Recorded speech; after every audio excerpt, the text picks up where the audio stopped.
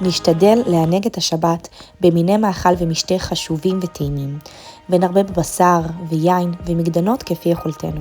וטוב לאכול גם דגים לכבוד שבת, וכל המרבה בהוצאות השבת ובהכנות מאכלים רבים וחשובים, הרי זה משובח. טוב לתת לילדים ממתקים לכבוד שבת, שהרי אין להם הונג כל כך בבשר ויין.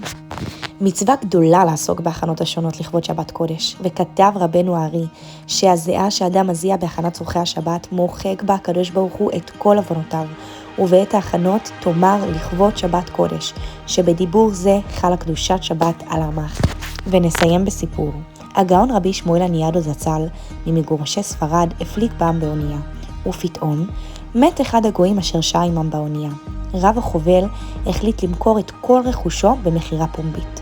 ולבסוף נשאר פח אחד של דגים שאף אחד לא רצה לקנות. מאחר והרב היה רגיל באכילת דגים לכבוד שבת, הוא לא רצה לוותר על מנהגו גם בזמן שהותו באונייה וקנה את הפח. הפח עלה רק כמה פרוטות. כשהרב פתח את הפח, נמצאה בשורה העליונה דגים, אך מתחתיהם נמצאו מטבעות זהב ואבנים טובות. והתעשר הרב עושר גדול דווקא בשעת דחקו בעת היותו גולה מספרד.